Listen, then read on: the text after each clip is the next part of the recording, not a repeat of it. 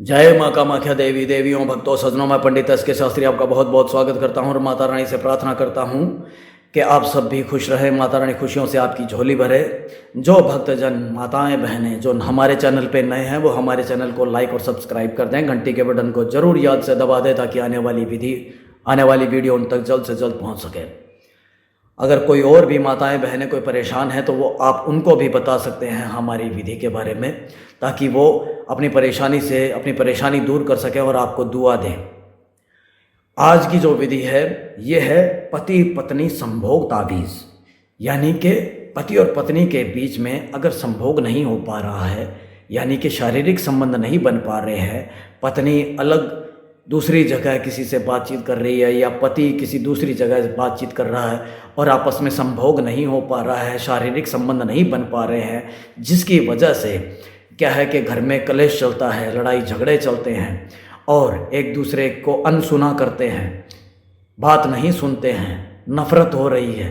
क्योंकि जब शादी हो गई है तो शादी होने के बाद में जाहिर सी बात है कि शादी हो गई है या शादी करना चाहते हैं, शादी हो गई शादी करना चाहते हैं तो उनका तन और मन सब मिलना चाहिए। खाली मन मिलने से भी नहीं होता, खाली तन मिलने से भी नहीं होता।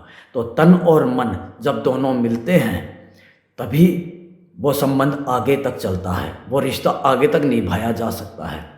अगर पत्नी के संबंध कहीं और हैं या पति के संबंध कहीं और है, शादी हो गई है, खाली एक बस वो एक रिश्ता है, समाज के सामने वो निभाए जा रहे हैं, तो वो रिश्ता नहीं है।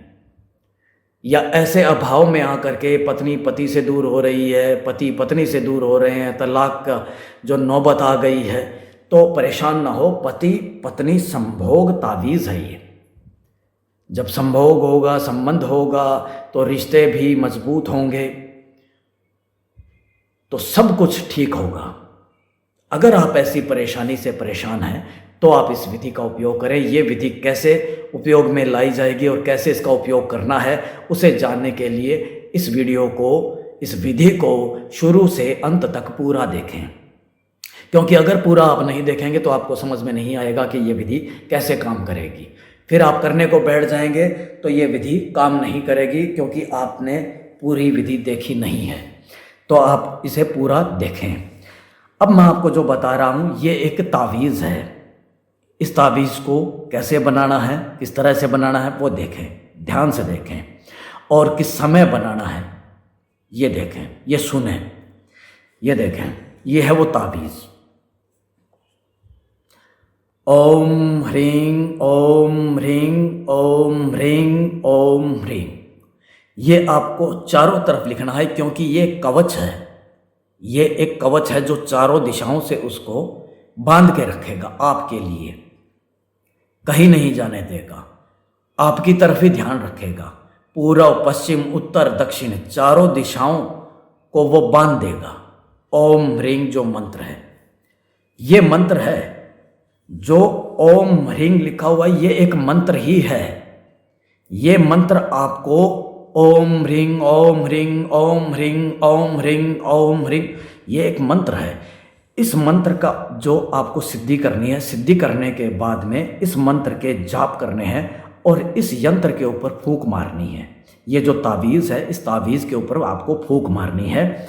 आप कोरा कागज़ एक लेकर, सफ़ेद कोरा कागज़ लेकर के लाल पेन या स्केच से आपको ये यंत्र बनाना है। जैसे मैंने आपको बना करके दिखाया हुआ ऐसे ही आपको ये यंत्र बनाना है।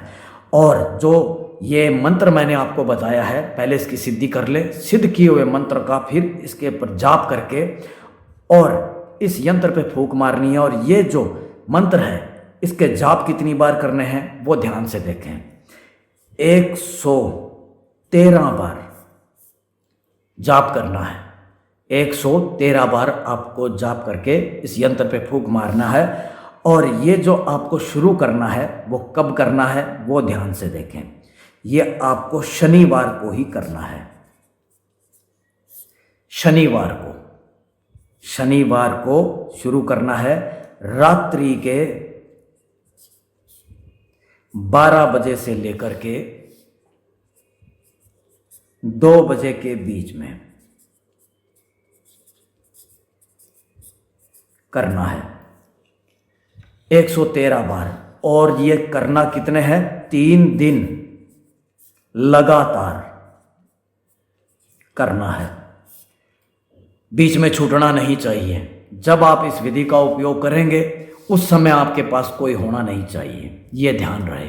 उस समय कोई होना नहीं चाहिए जब आप इस विधि का उपयोग करेंगे तो, क्योंकि अगर कोई आपके आसपास होगा तो ये विधि काम नहीं करेगी। कोई भी आपको रोक देगा, टोक देगा, बीच में छोड़ देगा, कुछ भी करेगा तो ये विधि काम नहीं करेगी। ये ध्यान रहे। खुद आप समय इसका उपयोग करके देखें, इसके बाद में देखें कि आपके पति और पत्नी के बीच में कैसे संबंध बनते हैं। आप खुद इसे समय करके देखें, करने के बाद में आपको आपकी हर परेशानी से निजात मिल जाएगी, आपकी परेशानी दूर हो जाएगी। अच्छा, ये जो यंत्र है आपको 3 दिन आपने कर लिया, 3 दिन करने के बाद में, यानी इसको आपको संभाल के रख देना है। पहले दिन आपने किया, बाहर निकाल लिया, इसके ऊपर फूंक मारा, नाम लिया। दूसरे दिन फिर बाहर निकाल के उसी समय शुरू करना है, फिर तीसरे दिन उसी समय शुरू करना है, ये आपको ध्यान रहे। और 3 दिन अपने पास रखने के बाद में चौथे दिन आपको ये करना क्या है? चलते हुए जल में बहा देना है। कोई चलती हुई नदी हो, नहर हो, उसमें छोड़ देना है चौथे दिन। बस इतना करना है। खुद आप समय करके देखें। करने में असमर्थ हों या न कर पाएं तो आप हमें संपर्क कर सकते हैं। जय मां कामाख्या देवी।